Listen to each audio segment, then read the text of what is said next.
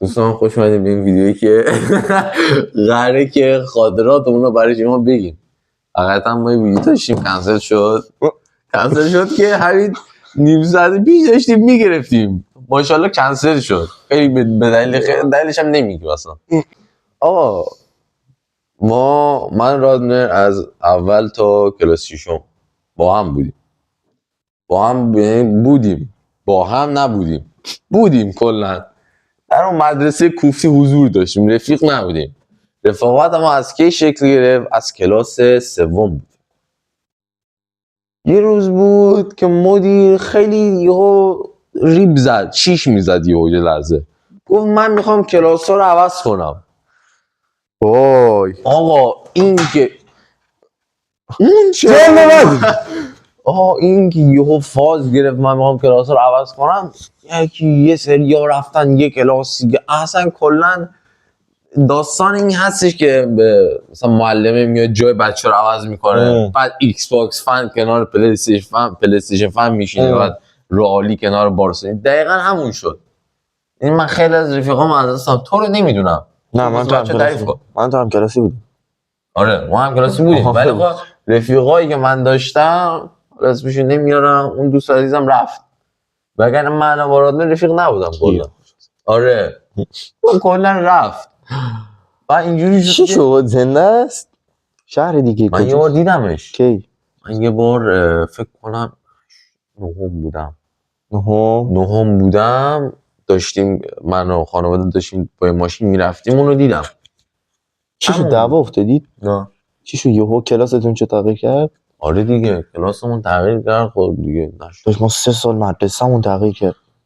باز خونه هم میومدیم. موقع کلاسمون تغییر کرد دیگه نشد. نمیدونم چرا، حالا من خودم رفاقتمو باش نگه نداشتم. نه داشت. ببین ما تبادلی که ما رفیق شدیم، من و پویا اول از هم خیلی با هم دیگه دعوا میافتادیم. کلاس همون سوم بود.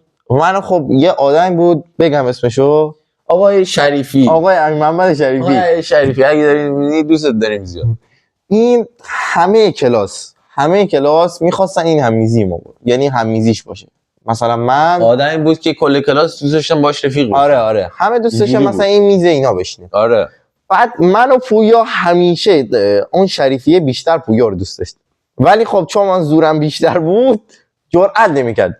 یه موقع میومد پیش من، یه موقع میرفت پیش این باعث شد که آره مثلا من این کم کم شروع کردیم، والا بعد از دعوامون شروع کردیم صحبت کردن. یک بار من اون موقع کشتی کج بازی می‌کردیم. اون موقع خیلی کشتی کج ترند بود. آره کشتی کج بازی می‌کردیم. بعد من داشتم همینجوری صحبت می‌کردم، آره من میرم گیم نت و کشتی کج. این یهو گفتش من تو خونه با بازی می‌کنم. من گفتم او مای گاد، مثلا کلاس سوم این 4 این میگه من تو خونه دستگاه دارم. آره. مثلا ریدم تو خودم. دستگاه اونقدر قیمت نداشت ولی خب واقعا چیز خوبی. آره اون ایکس باکس 360 دیگه. آره ایکس باکس 360 باحال بود. بعد یه مدت گذشت و من اصلا نمی‌دونستم ایکس باکس 360 چیه. من فقط PS4 میشناختم.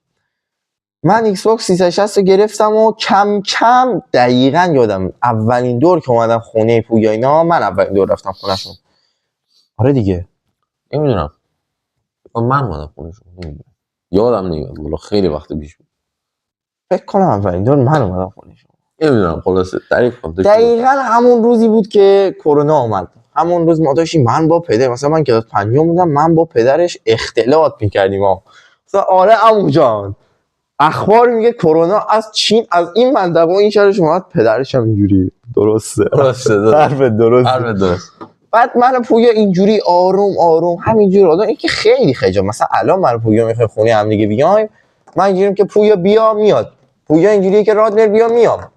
قدیم چون خیلی تازه بچه بود و منم بچه بودم، خیلی رفاقتمون ضعیف‌تر بود. مثلا زنگ می‌زدم مامانم میومد، با مامان پویا صحبت میکرد، انقدر حرف می‌زدیم. کم کم رابطمون صمیمی شد دیگه. اوج صمیمیت رفاقت من و پویا از کلاس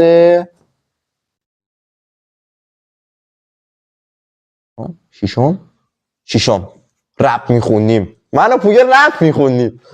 برنامه چرا چی توی آیدیشو بذاری بچه‌ها برن گوش کنن. چی شو فکر نکنم بچه‌ها انقدر حوصله داشته باشن که با خاطر آره حالا یه دیدی داشت یه روزی معروف شدیم و من نمیدونم الانم میتونم احتمالاً برنامه رو نصب بکنم اون رپا رو بشنویم. نه الان نصب میکنم، مرسی برادر. همین الان نصب میکنم. بعد آره من و پویا کلاس شیشم خیلی اون موقع که مجازی هم شده بود خیلی من و پویا دیگه داشتیم رفاقتمون داشت به اوج صمیمیت میرسید. البته که خونه هم دیگه نمیرفتیم زیاد ولی خب دور و خیلی دور خیلی با هم صحبت ببین می‌کردیم، زنگ چت میزدیم می‌کردیم. میگفتیم داشت تو برو واسه من دیس بنویس منم واسه تو دیس می‌نویسم. اصلا یه دوران جذابی بود. با اون صدامون، یعنی با اون صدایی که بچه‌ها پویا از کلاس شیشم به بلوغ رسید. خب یعنی کلاس رپ. شیشم پویا عجیب بود نه اصلا. اصلا بنویسی رپ خود برنامه میاد، همین اولین برنامه میاد. پویا کلاس شیشم صدا شروع کرد خروسی شدن و کلوف شدن. آره، بعد من خلاصه. اون موقع صدام خیلی بچه بود. بچه آره. گونه بودی. رپ میخوندیم طرف میومد زیرش مینوشت واسه پویا مینوشت که آقا با همسن خودت مثلا درگیر شو. بعد همیشه من برنده میشدم. من فدایی بودم مثلا نه دیسا بابا، همین الان من میام آجی دیس باد میکنم. حاجی یه ویدیو بگیریم آخرش هم دیگر دیس کنیم. نه باید چی می‌ترسیم. کنیم؟ قشنگ تایم داشته باشیم، یه روز زمان مثلا بدیم به خودمون، بعد بشینیم. حاجی الان همین ایده رو دارید. خب اگه معروف بودیم مثلا میتونستیم بریم حاجی به رپرهای معروف پیام بدیم کمک. از اینجایی که الان 100 تا صبح از اونجایی داریم. که الان هم معروفین بازم میتونیم. حالا برادر رو خوب کرد. رفاقت. آقا یه عکس بگیرید. همین میکنیم تا نک. عالی.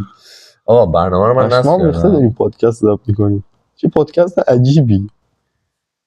زمان آقا تا این برنامه رو نصب کنه من یه چیزی بهتون بگم برای بچه‌ای که خب اکثرا من داخل چنل دیدم سنشون اکثرا 14 تا 18 اگه اشتباه نکنم. گیم نزنید. خدایش گیم خوب نیست. بگم نه چرا بگی؟ به فنا میرید. گیم بین خوبی آقا گیم بزنید. نه معتاد میشی جدی میگم. من خودتون رو سرگرم کنید با پویا من و پویا خیلی فرق میکردیم. من پویا مثلا میومد تا یه تایمی مثلا تا ساعت 8 غروب میومد بازی میکرد مثلا از ساعت 3 4 تا 8. من معتاد گیم بودم. گوشیم هنوز نه الان بردن گوشیمو بردن تعمیر کنن. بعد حاجی آقا اصلا گیم نرید. بگو. به خدا به فنا میرید. آقا من برنامه رو دارم، صبر کن بذار برم داخلش. اصلا دادا فکر کن مثلا یه بچه چند سالمون بود. میگم چرا آقا اصلا روادیه. میگم چرا شیشم دیگه چند سالمون بود. چند سالمون میشه. من اینو آماده کنم بچه‌ها. آماده کنم که صدا رو زد گوش کنید. ببین چه رپی نه میخونیم. بذار من صدا رو زیاد میکنم. خوش می‌دادم تو اونام. بچه‌ها من کلا بچگی آدم بیادبی بودم. البته یه موضوعی بذار من بهتون توضیح بدم برای اشخاصی که فکر می‌کنن من آدم بی‌تربیتی هستم. دوستام فامیلا من درسته تو جمع دوستام و تو چنلمون کلا تو جامعه با رفیقام و با آشناها دوستام هم دارم بیادبم فوش میدم. من فکر نمی‌کنم پیش هیچ فامیلی تو زندگیم پیش هیچ آشنایی مثلا فامیلا چه دور چه نزدیک یه بیادبی کرده باشم. پس تو ذهنتون فکر نکنید بنده آدم بی‌تربیتی هستم. بنده خیلی نمیخوام صدا حتما من خودم قدیم رپر بودم داداش. حتما میگه دو و یه صدا ضبط کنی. بیا کشتی من یه کلا صدا اینکه ضبط میکنم. داشتم میگفتم وارد گیم نشید دوستان. بعد وای چی میگه؟ بزن در بیار. بچه‌ها اینو بذارید تا این درست کنه بذارید من بهتون کامل توضیح بدم. بچه‌ها هیچ وقت رفیقتون رو ول نکنید. یعنی حتی دعوا هم شد البته که حرمت‌ها که شکست که ول کنید. من و پویا خیلی با هم دعوا افتادیم. 100 بار تا الان دعوا افتادیم. خیلی موقع هم شد مثلا یه هفته 2 هفته اصلا ما پیام ندیم. ولی خب از دست ندید. وای رادنر که پیدا کردم. یعنی شبیه داداشم 10 سال باش رفیقم. من رفیق دارم 3 سال 4 سال. مثلا 2 سال اول خوب بود دیگه از یه جایی به بعد دک میکنه آدمو. یه موقع یکی میبینی آجی اصلا رفته پای چیزای چرت و پرت.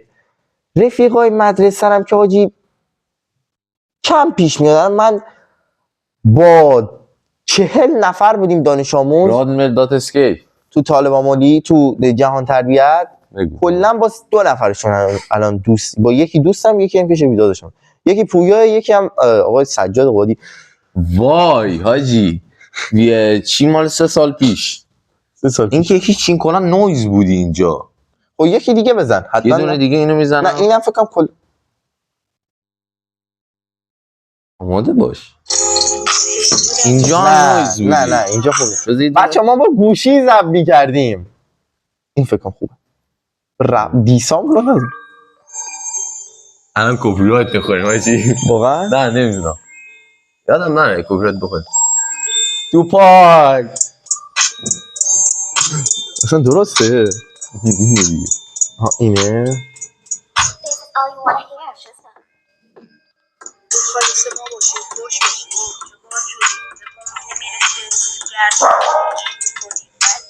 زیاد معلوم نیست.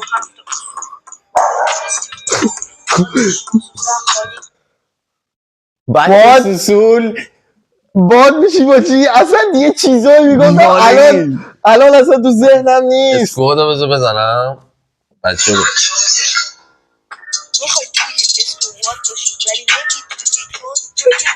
وای حاجی وای حاجی خودم باور نمیشه چیکار میکردم.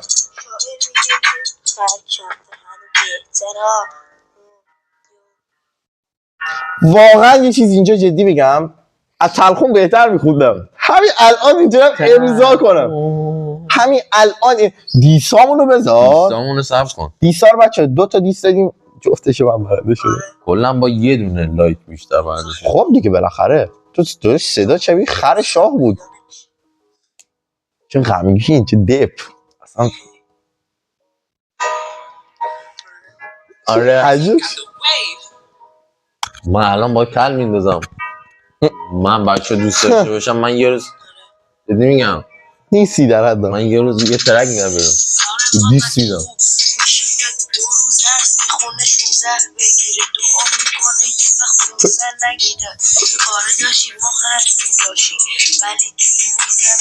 باشی ساده خوش باشی دانش اصلا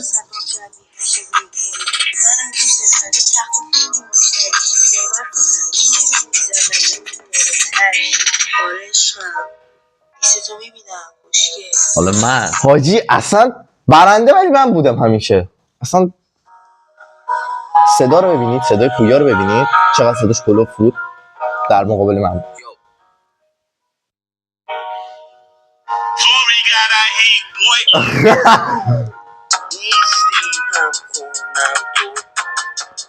بعد ولی خودش بد نبودیم. دیس دوممون هم گذاشتی؟ گذاشتی؟ نذاشتی. دیس دوممون رو نذاشتی. چیز خاصی نداره ما بازیم صدامون رو نشون بدیم. این اصلا ترسناک شروع میشه.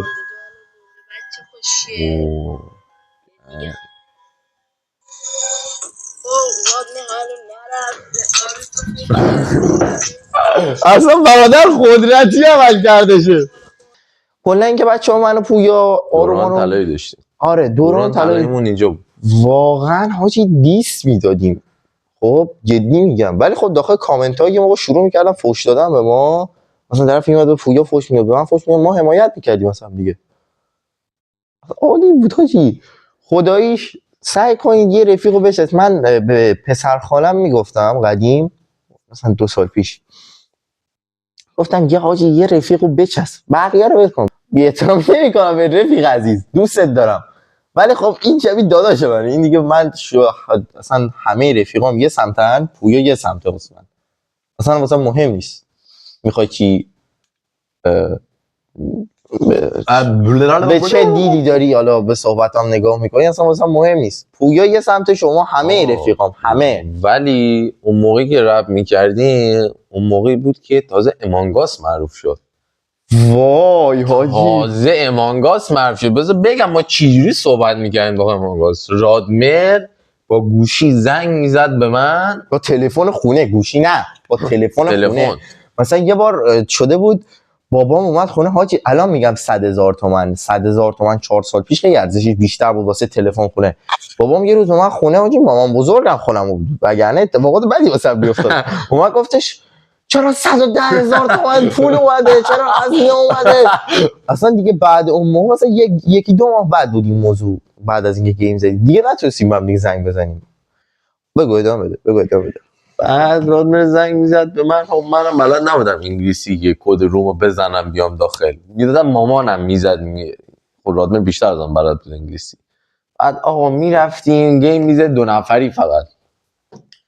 چه خیانتایی. بعد آقا من بیشتر اوقات خب کسایی که امانگاس ببینن میدونن داستان چیه، من بیشتر اوقات ایمپاستر میشدم و این رادمرم خیلی با اعتماد زیادی داشت کنن. من ایمپاستر میشدم، میگفتم دادا من آدم خوبیم، کرومیتم. من گفت آره دادا منم همین. گفتم پس با هم پلی بدیم، یعنی با هم بریم. آقا میرفتیم ما مثلا یه گوشه گیر میوردم در میرفتم بخ کله اینو میزدم. یعنی نمیرفتم اول کسای دیگر رو بکشم بعد بیام آخرین رو بکشم، نه اول رادمر رو اول منو میکشت، اول تو رو میکشت. و من اصلا یه مدت پویا کلا باعث من با پویا ساختم. ببین شبیه شوهر، مثلا شبیه زن و شوهریم. من مثلا یه مدت بود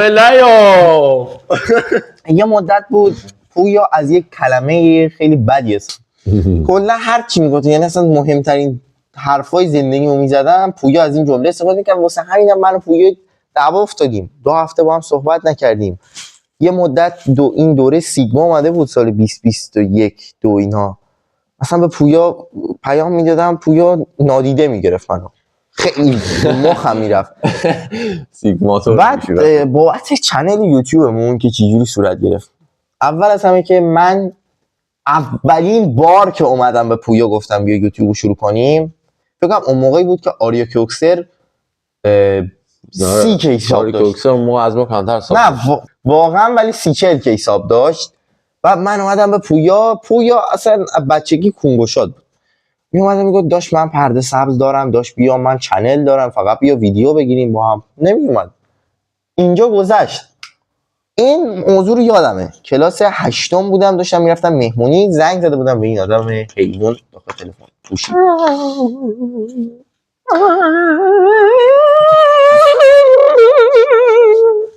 بعد داشتم غذا سرخ می‌کردم، می‌خواستم برم بیرون. گفتم پویا سنمون خوبه بیا یوتیوب شروع کنیم. کلاس 8 همون موقع شروع می‌کردیم، الان هم دیر نیست. همون موقع شروع می‌کردیم، این دفعه مش دیدم تو صورتت. همون موقع شروع می‌کردیم، الان حداقل 1 کی بود. کمترین حالت 2 کی بودیم. اشکال هم نداره، الان هم میتونیم. خب اونجا نیومد. این دفعه که اومدیم چنل رو بزنیم چی شد؟ رفته بودیم اول اومده بود خونه ما، نشسته بودیم این وسط حال. و من گفتم حاجی من یه آدمی رو میشناسم مثلا کلاس 7 طرف 3 سال از من 3-4 سال از من کوچیک‌تره، بعد این اومده چنل یوتیوب زده، بعد داره ویدیو میگیره. من و تو چیمون از این کمتره، از این دوتا. بعد اینم گفت بزنیم، منم گفتم بزنیم. بعد پا شدیم. اولین اشتباهمون این بود، یعنی اون پول اون روزو نگه می‌داشتیم یکم سریعتر ویدیو می‌ذاشتیم، ولی اصلا مهم نیست. رفتیم غذا گرفتیم بیرون، اومدیم خونه نشستیم خوردیم، تصمیم گرفتیم که آقا ما بیا مدرسه با هم دیگه، مدرسه‌مون یکی الان بیا مدرسه با هم برنامه بشیم. حالا رفیقایی هم داشتیم، الان یکیشون حالا امیر اون نیستش، حالا اشکال نداره، ولی ادیتو کم و پیش کات زدن و اینا رو یاد گرفتم. الان که ادیتو پویا میزنم، کات زدن و اینا رو یاد گرفتم. تو الاید موشن ادیت میزنم. خب اصلا الاید موشن برنامه سختیه. یهویی بچا کاملا یهویی چنل یوتیوب زدیم و داریم ادامه میدیم و باید تا تابستون به حداقل 500 نفر برسیم. کم باید به 500 نفر برسیم. همینجوری پول میزو بده. نمیدم. پول میزو بده. سعی کی باشی پارس کن.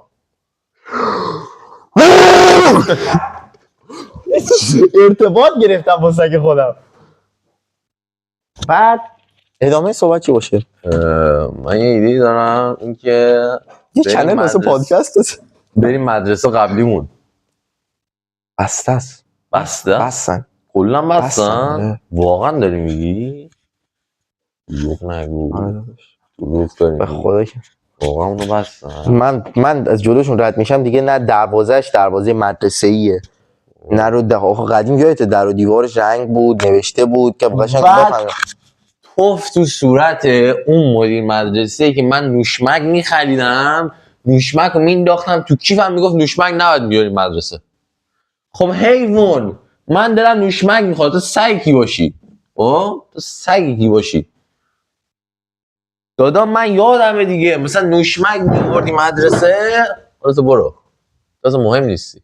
آقا داشتم میگفتم مثلا نوشمک میوردی مدرسه، حکم این داشت که مثلا یه دونه کل دستت بود. کلا بچه‌ها شما سنتون که آروم آروم بالاتر میده، یه چیزایی واسهتون باز میشه، یه چیزایی یا آپشنایی واسهتون باز میشه، ولی انقدر که اتفاقات چرت و پرت تو زندگیتون میفته مثلا اونها نادیده میگیرید. مثلا من کلاس 4 5 بودم، اینجوری بودم که مامان تو رو خدا اجازه بده مثلا برم تو شهر دور بزنم، برم خیابون. مثلا خانواده‌ام اینجوری بودن نه اجازه نداری، سنت کمه. بزرگ شدم. حالا الان که دم منظورم این 3 4 ساله این آپشن رو دارم که بیرون برم، انقدر که اعصابم داغونه مثلا بیرون نمیرم.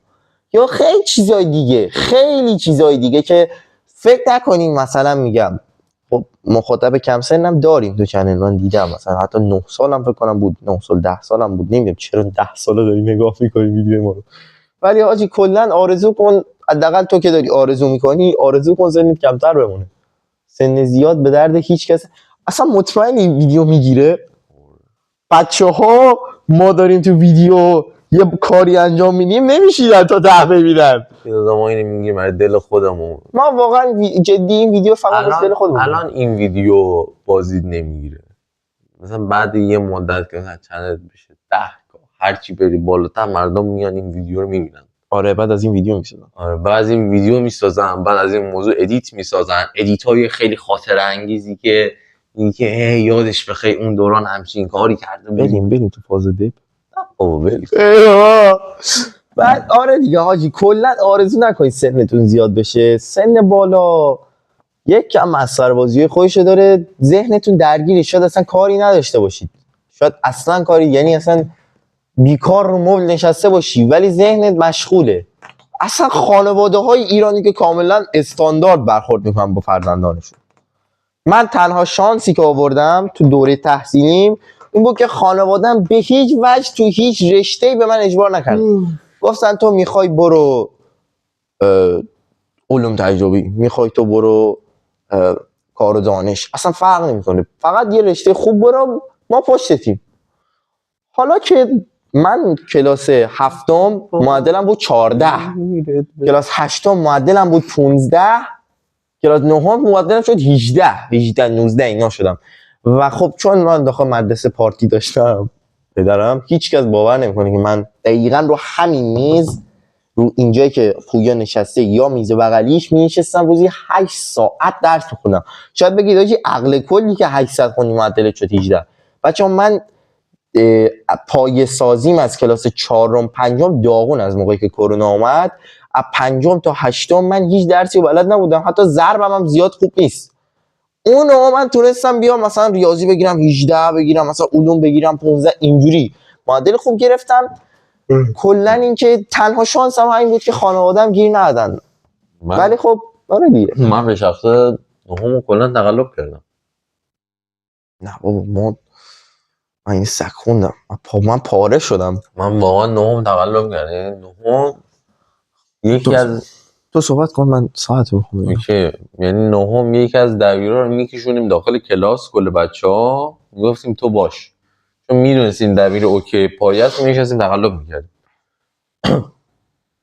یه موقعی هم مثلا نمیشد، مثلا یادم ریاضی اصلا نمیشد. آره دیگه داداش هیچ کی دیگه نبود که بیاریش داخل. وای حاجی سالای علوم رو یادته؟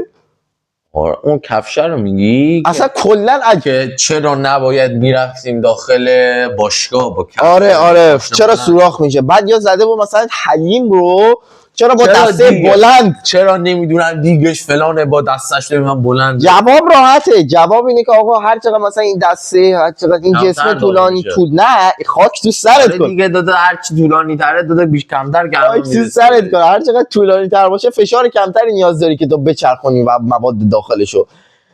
جواب راحت بود. خود کیرم ما دانش آموز داشتیم،